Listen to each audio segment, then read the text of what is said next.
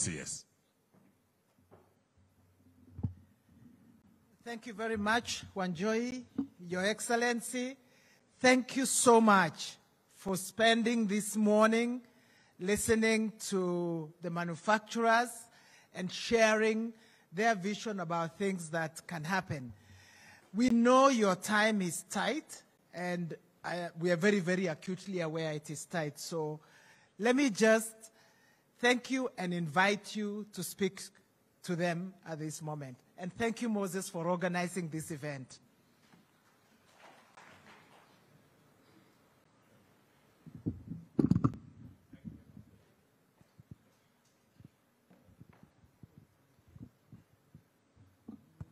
Okay. Thank you very much. Let's sit down. Good morning. Good morning, everybody. I do not have anything to add to this conversation. I am thrilled by what I have had here. For once, we are having a different conversation. We are not having a conversation how difficult things are, the challenges, the problems, the hurdles, and all that. We are having a conversation about opportunity. And every speaker here has spoken passionately about the opportunities that we have, from textile to leather to the whole array of opportunities in housing, in SME, and the whole array of that. I just want to promise you one thing, that this administration will work with you every step of the way until we redeem all the opportunities that are available for us as a country. You have persuaded me that it is possible for us to create 1 million jobs from the manufacturing sector. You have persuaded me that it is possible for us to move the contribution of our GDP from manufacturing from 7% to 20% in 8 years. So all that is standing between us and 20% contribution from manufacturing and 1 million jobs, and all the opportunities that you have ably elaborated this morning, is continuous engagement, continuous consultation, working together, and everybody realizing that nobody has the monopoly of good ideas, sharing those ideas, and making sure that we move together as a country. I promise you, ladies and gentlemen, that I will be available, my administration will be available, the CS, Moses Kuria and his team will be available, our CS for Treasury will be available, so that we can actualize all these opportunities together. You have said ably, and if you've gone through our plan, from the whole array, from, for example, leather. We've had this conversation about leather. There is absolutely no reason why today we should not be a champion in the whole leather products space, because we are slaughtering 3 million livestock every year. We have the 3rd largest herd in this continent. Yet, we are importing 110 billion worth of leather products into Kenya. It completely doesn't make sense. As has been said here, we can increase our revenues. We can increase the contribution of leather to our GDP from the current 15 billion to 75 billion, because we have everything to make that a reality. I want to promise you that we are very clear about what we want to do in the leather space. We are very clear about what we want to do in the textile space, because we believe that therein lies the opportunity for us to create jobs and create wealth. And therefore, this conversation this morning is a very important conversation to me and to every Kenyan that is listening to us. You have said yourselves very ably, we have 16 million kids in school. They need a pair of shoes every year. We have, we only produce 4 million pairs of shoes. Never mind all the leather products that would come with it. And we have the raw material right here. The raw material is rotting, and yet we are importing leather products, shoes, using other people's hides and skin when ours is going to waste. It doesn't require any genius. You know, we don't have, there is nothing for us to have a conversation about. We just need to connect our raw materials to the market, jobs in between, money in between, and all of us will be doing well. So it is my intention that this great potential that we've always had, the great opportunity that we have always had, we must make it a reality in the next couple of years. And I am prepared, I am willing to work with you in that space. All the paperwork has been done. All the plans have been documented. All we need to do is to plug and play. Make sure we bring this to a reality. And ladies and gentlemen, I am here, lock, stock, and barrel to work with you so that we can actualize those opportunities. The leather space, the cotton value chain is a big value chain that can give us all the jobs we need. You just heard here, we have a market already negotiated by policymakers. $150 billion or $300 billion market. We are only doing $500 million on textile. We have the biggest resources around Kenya. We have the Dongo Kundu Special Economic Zone, which is going to be a huge plan for us. We have the Naivasha Industrial Zone, which is going to be another big investment opportunity for us as an administration, so that we can leverage on the steam that we have for free. We can leverage on the energy at a lower cost, and we can build the whole ecosystem that will aggregate what we are producing. Listening to the small producers that I listen to outside here, and listening to Tesh, it speaks to the power of aggregation.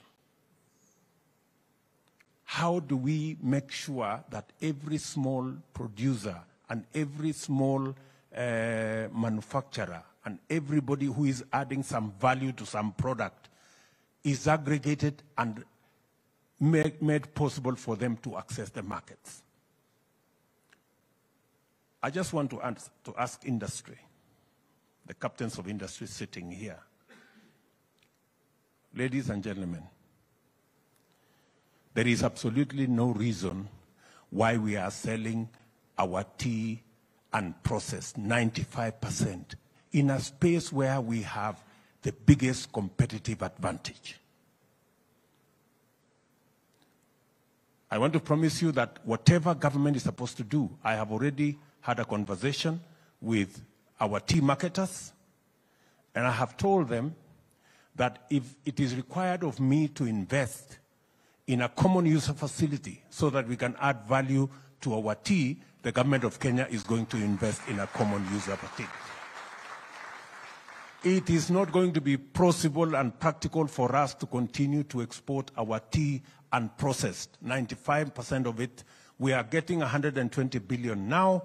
We can get 300-400 billion shillings by merely adding value, period.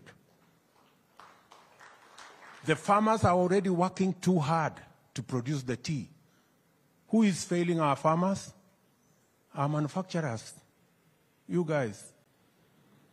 You're failing our farmers. Our farmers are producing all the tea, the third largest producer in the world, on half an acre, on 1 acre, on 2 acres. What we are doing, we are failing them because we are not adding value to what they are producing. We are continue to sell our tea in the auction. We are getting peanuts for it, and many other people who do not have a single push, who do not have a single bush of tea, are making more money than us. Good people, our manufacturers, give us the value of our tea. You are the people who is standing between us and money. True? Our farmers are working so hard with close to 30 million units of herd of livestock. They have 3 million hides and skins every year. Is it being eaten by dogs? It's rotting. It's being buried in some places. When I went round Kenya with our economic fora, this was the issue everywhere. Mandera, Wajir, Tana River, the whole of that space, Kajiado. Farmers were asking us, livestock keepers were asking us, what are we going to do with our skin?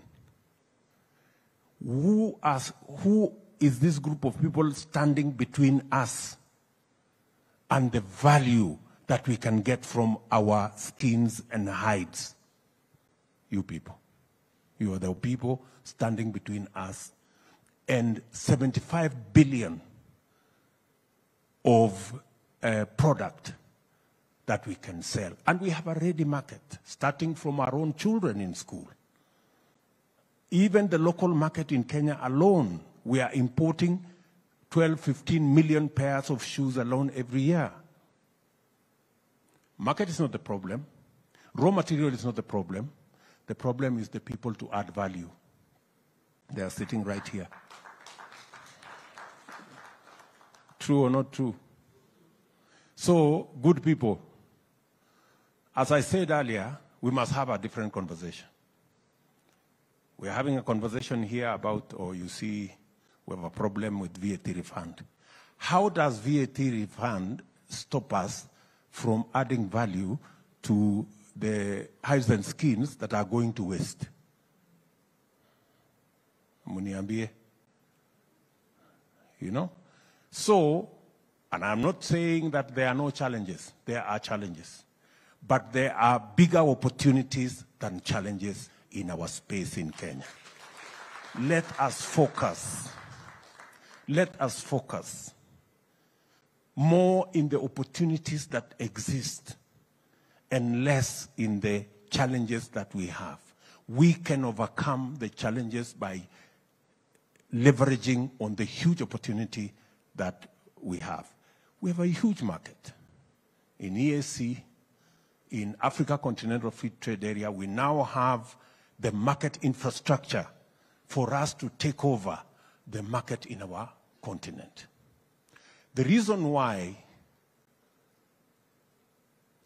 our continent is importing milk, powder, food, is because Kenya has not taken its place. Kenya is supposed to be the country that would position Africa appropriately to be able to make sure that we supply every commodity, every product that we should. Instead, we are having a quarrel, small quarrel. Oh, Uganda is bringing cheaper milk. Uganda should bring cheaper milk because they can produce it much more cheaply. We should be adding value to our own milk. We add value to our own milk, and I want to say here, we had a program of improving on our milk value chain. We had first 300 milk coolers. That product was sabotaged. That program was sabotaged because of interest. But I have gone back to that product. We are going to have another 660 milk coolers. We are going to add value to our milk. What we should be doing is our milk from our farmers. We should be adding value, producing butter, using it to produce powder, and go and sell it in DRC, go and sell it in Central Africa, go and sell it in West Africa. And then we get the cheaper milk from Uganda and we drink.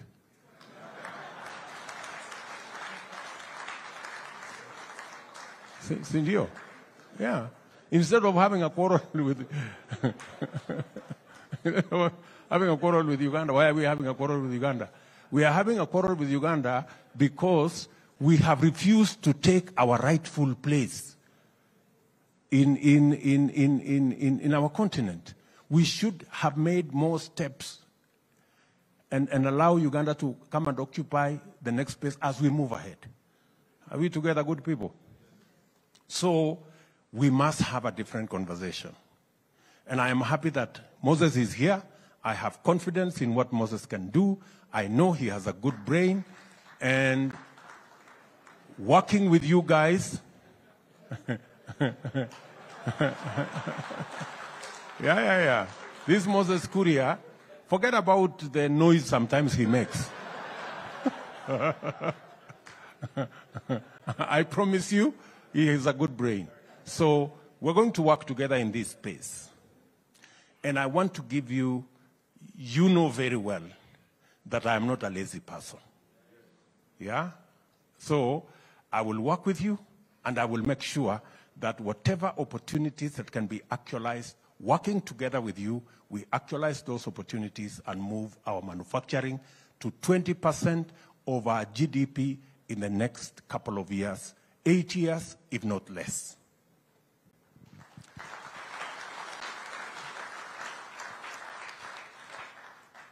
Access to credit is a big component of our plan. Financing is going to be a big component of our plan. There are some that we can cover with the Hustler Fund, but of course we have the Kenya KDC. KDC is going to cover your space.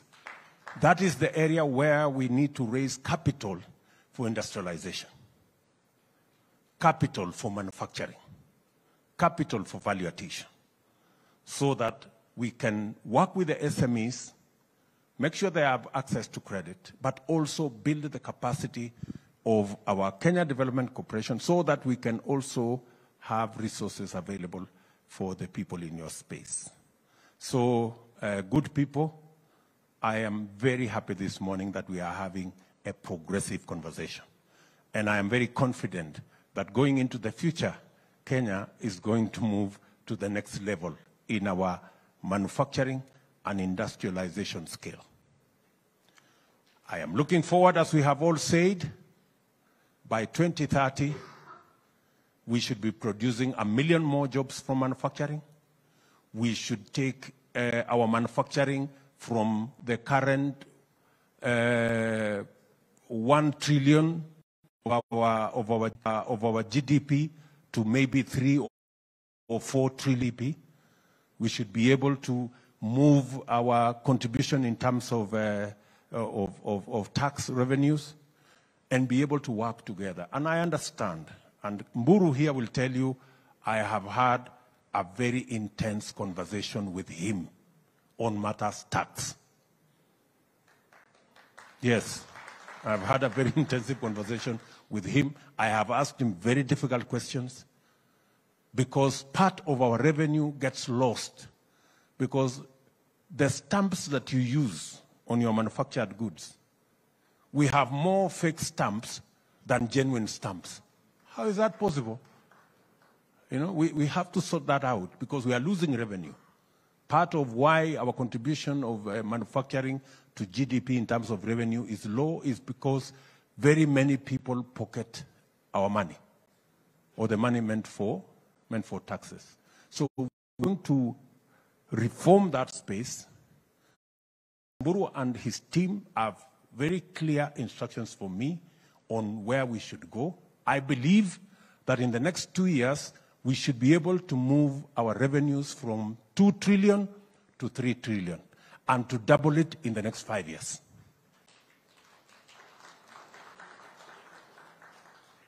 Many people may not like that story because it means we are all paying taxes. But I'm sorry, everybody, we must all pay taxes. And I will lead the way by paying taxes.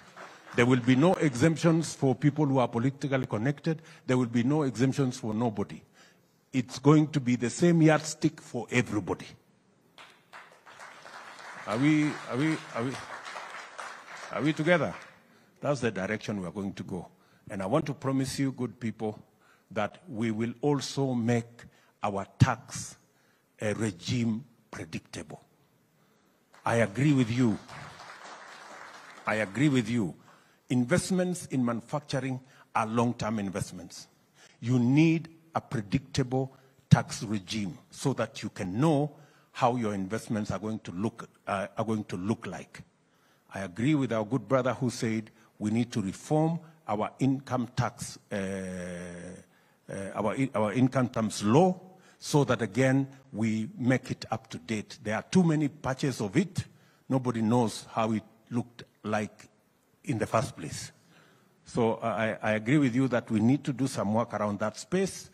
But as I work hard with our legislators to be able to improve that space, please make the opportunities that we have in this manufacturing space a reality for our country. It's good for your businesses. It's good for our agenda of job creation. It's good for our agenda of export-led growth. And it's good for everybody. So let me leave it there. I am sorry. I really should have given more time to this meeting. I did not, I underestimated what we were coming to do here, but I promise that the next time I will give you more time because you are speaking the language of taking Kenya to the future. Asanteni sana, and I know there is a small function here to award some people. I hope we can do that in 2-3 minutes so that you can allow me to be engaged somewhere else. Asanteni sana, and God bless you.